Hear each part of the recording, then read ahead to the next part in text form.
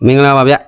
ျကျွန်တော်ဒီနေ့မှာတော့ဒါထိုင်းထီထိုးတဲ့သူတွေကြားမှာပေါ့နော်အငင်းခုန်ဖြစ်နေကြတဲ့အကြောင်းအရာလေးတစ်ခုရှိပါတယ်ဗျအဲ့ဒီအကြောင်းအရာလေးကိုကျွန်တော်အနေငယ်ဝင်မျှပေးခြင်းပါတယ်အဲ့ဒါကတော့ဒီကျွန်တော်တို့ထိုင်းထီလက်မှတ်တစ်စောင်ပေါ့နော်ဒီထိုင်းထီလက်မှတ်တစ်စောင်ရဲ့နောက်ကျိုးမှာပေါ့နော်မိမိရဲ့ဒါနာမည်ရဲ့လက်မှတ်ရေးထိုးရတဲ့ကိစ္စပါဒီလိုနာမည်ရေးတယ်လက်မှတ်ထိုးလိုက်တဲ့အနေအထားမှာထိုင်းထီပေါ့နော်စုပေါက်လို့ဒ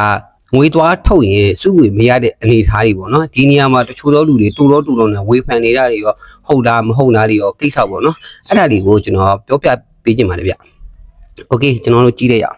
ကျွန်တော်တို့ဒီထိုင်းထီထိုးလို့ထီစုပေါက်ခဲ့သည်ရှိတော့ပေါ့နော်အရင်ဆုံးကျွန်တော်တို့ထီစုပေါ့အသေးပတ်2000စုကိုကျွန်တော်တို့အရင်ပြောပြပါမယ်ကျွန်တော်တို့တွေဟာဒါကတော့ကန်ထူးသူမိမိပေါ့နော်ဒီမှာငွေထုတ်ပေးသူအယောင်ဆိုင်ဒါကတော့ငွေထုတ်ပေးသူဒါမိမိယုံကြည်စိတ်ချတဲ့သူပေါ့နော်ဒါကတော့ထိုင်းတီအစိုးရဖန်ယုံโอเคအဲ့တော့ကျွန်တော်တို့တွေကဒီမှာဒါကန်ထူးသူမိမိကျွန်တော်တို့တွေကထီစုပေါက်တယ်ဆိုပါစို့ထီစုပေါက်တဲ့ခါကျရင်ထီစုအသေးကိုကျွန်တော်အရင်ပြောပါမယ်ထီစုအသေးပေါက်တဲ့ခါကျရင်ကျွန်တော်တို့ကတော်တော်များများကဒီအယောင်ဆိုင်မှာငွေသွားထုတ်ပါတယ်ဒါထီစုအသေးပေါက်ပေါ့နော်တော်တော်များများနီးစက်ရဆိုင်ဒီမှာဒါငွေသွားထုတ်တယ်ပေါ့နော်ကျွန်တော်တို့ထီထိုးခဲ့တဲ့နေရာမှာဒါစုငွေအသေး2000ပဲဖြစ်ဖြစ်4000ပဲဖြစ်ဖြစ်ပေါ့နော်ပတ်အဲ့လိုသွားထုတ်တယ်သွားထုတ်တဲ့အခါကျရင်ကျွန်တော်တို့ကအဲ့တော့ဒီမှာပေါ့နော်မောင်မောင်တို့ရေးလိုက်တယ်ဒါ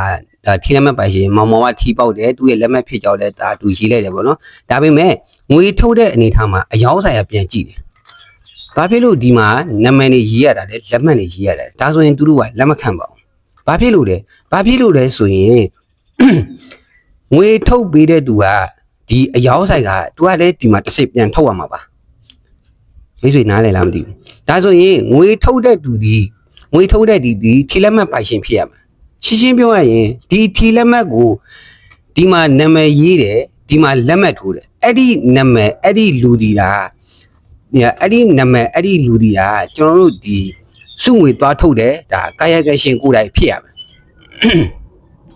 ရှင်းပြောရရင်စုငွေထုတ်မဲ့တူတာလျင်နာမည်ရေးရမယ်ဒါလက်မှတ်ရေးရမယ်ဆိုတော့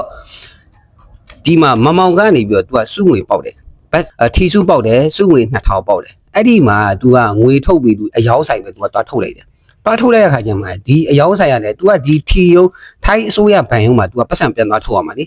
အဲ့ချိန်ကျမှနာမည်ရေးရရင်သူ့အနေနဲ့ကဘလို့မှအဆင်မပြေနိုင်ဘူးဒီငွေထုတ်တဲ့သူကလည်းသူပြန်ထုတ်ရမှာပဲလေဒီမှာထိုက်ဒီအစိုးရဘဏ်ရုံးမှာသူပြန်သွားထုတ်ရမှာ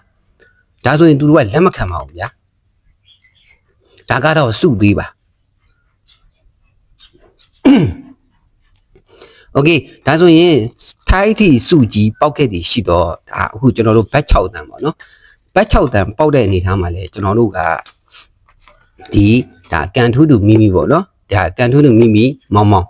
ာင်ကနေပြီးတော့သူကဒီမှာသူကလုံးဝကိုဒါထိုင်းတီဘတ်6တဲ့စုပေါက်ပြီးအပျော်လဲလွန်သွားပြီပေါ့နော်ထီလက်မဲ့ပျောက်မာတာတွေစိုးရိမ်တာတွေတခြားသောပေါ့နော်ဒါပူမှန်စရာကိစ္စတွေရှိလို့သူကသူ့ကိုယ်သူပေါ့နော်ဒီမှာမောင်ဆိုပြီးရေးလိုက်တယ်လက်မှတ်ထိုးလိုက်တယ်အဲ့ဒီတော့ तू ကဒီငွေထုတ်ပေးတဲ့အယောင်းဆိုင်မှာ तू ကသွားမထုတ်တော့ဘူး तू သွားထုတ်ရမှာထိုင်းတီဘဏ်ဖြစ်သွားပြီငွေကအရန်များတော့အဲ့တော့မောင်ကအစိုးရဘဏ်မှာသွားထုတ်တယ်ဆိုရွာသူ तू သွားထုတ်လိုက်တယ်အဲ့ဒီချိန်မှာ तू ကဒီထိုက်ဒီဘန်ရောကလည်းသူစင်တယ်ဒီကဘလူးနာမည်နဲ့မောင်မှန်တယ်လက်မှတ်လည်းမှန်တယ်သွားထုတ်လို့ရတယ်ဒီနေထားမှာရပါတယ်နော်ဘာဖြစ်လို့လဲသူလည်းပေါက်တယ်သူ့နာမည်ဖြစ်တယ်သူ့လက်မှတ်လည်းဖြစ်ပြီးတော့သူကိုယ်တိုင်ထိုင်းထီဘန်ယုံအစိုးရဘန်ယုံမှာစုငွေဘတ်6တန်သွားထုတ်တာမလို့ရပါတယ်တို့ပြီမဲ့ထိုင်းထီအစိုးရဘန်ယုံပေါ့နော်မိမိကတကယ်လို့ဒါဒီထိုင်းထီဘန်ယုံမှာပေါ့နော်သွားထုတ်ဖို့အဆင်မပြေဘူးဆိုပါစို့ဘလို့အဆင်မပြေလဲဆိုရင်မိမိကတရားမဝင်လာလားဒါမှမဟုတ်ရင်ကျွန်တော်တို့ဒီထိုင်းနိုင်ငံကိုရောက်ရှိနေတဲ့ဒီအထောက်အထားတစ်ခုခုပေါ့နော်မပြည့်မစုံဖြစ်နေတာလားဒါမျိုးဆိုရင်ဒီမောင်ဆိုတဲ့လူကဘာလုပ်ရမလဲဆိုရင်ကျွန်တော်တို့ငွေထုတ်ပေးတဲ့သူပေါ့နော်မိမိယုံကြည်စိတ်ချရတဲ့လူဒါမှမဟုတ်အဖွဲ့အစည်းတစ်ခုကိုသူကသွားပြီးတော့အကူအညီတောင်းရတယ်အဲ့ဒီအချိန်မှာငွေထုတ်ပေးတဲ့သူကလည်းရတယ်သွားထုတ်ပြီးမယ်ဒါပေမဲ့ဒီမှာဗာရေးလိုက်ဆိုသူကနာမည်မှာထိုင်းလက်မှတ်ပေါ်မှာနာမည်ရေးရလက်မှတ်လည်းထိုးလိုက်တွေ့ဒီငွေထုတ်ပေးတဲ့သူကသွားထုတ်လို့မရတော့သူကတော့ထုတ်ပေးတယ်ဒါပေမဲ့ထုတ်လို့မရအောင်ဘာဖြစ်လို့လဲဒီထီလက်မှတ်ပေါ်မှာရေးထားတဲ့နာမည်လက်မှတ်ပိုင်ရှင်သားလေးစုငွေသွားထုတ်ရမှာကာယငယ်ရှင်ဖြစ်ပါတယ်တခြားလူထိုးလို့မရတော့ဘူးထုတ်ပေးလို့မရတော့ဘူး အဲ့ဒီတော့ပြောချင်တာကထိုင်းထီလက်မှတ်တစ်စောင်ပုံမှာကိုကဒီစုငွေပေါက်တယ်ပေါ့နော်ထိုင်းထီစုငွေပေါက်တယ်အမြင့်ဆုံးပဲပေါက်အနေဆုံးပဲပေါက်ကိုကဒီကိုတိုင်းသွားထုတ်မှာလားဒါမှမဟုတ်ပဲမိမိကထိုင်းထီအစိုးရဘဏ်ရုံးမှာကိုတိုင်းကိုကြပေါ့နော်ငွေထုတ်ဖို့အစင်မပြေဘူးဆိုရင်ကျွန်တော်တို့ကဒီလူတွေကိုသွားထုတ်ရမှာပါအဲ့တော့ဒီလူကိုမထုတ်ခိုင်းဘူးဒီလူကိုထုတ်ခိုင်းတယ်ငွေထုတ်ပြီးသူယုံကြည်ရတဲ့သူကိုထုတ်ခိုင်းတော့မယ်ဆိုရင်ကျွန်တော်တို့ထိုင်းထီလက်မှတ်ပုံမှာမြည်သည့်နာမည်မြည်သည့်ဒါလက်မှတ်တွေမှာဒီလိုရေးထိုးတာတွေလုပ်လို့မရပါဘူး။ဘာဖြစ်လို့လဲကျွန်တော်တို့ကဒီထီလက်မှတ်ကိုဒါပေါ့နော်ကျွန်တော်သူ့ကိုဒါအခုကျွန်တော်ထီပေါက်တယ်ဆိုပါတော့ဒီငွေထုတ်ပေးတဲ့လူကျွန်တော်ပေးရမှာ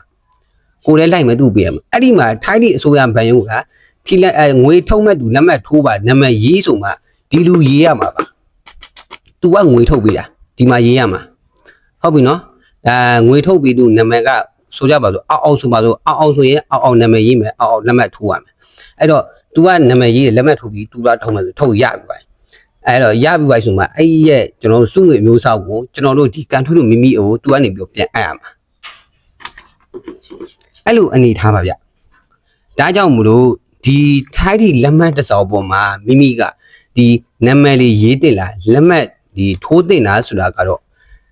ဒါကတော့ကိုယ့်ကိုယ်တော့ပြန်ဆုံးဖြတ်ပေါ့နော်ကိုယ်တိုင်ကိုကြထိုင်းဒီထီစုပေါက်ရင်ထိုင်းဒီဘဏ်ရုံးမှာစုဝင်သွားထုတ်နိုင်သလားကိုကတရားဝင်လားမဝင်တရားမဝင်ဘူးဒါလေးအကုန်လုံးပြန်တွက်ဖို့လိုပါတယ်ဗျ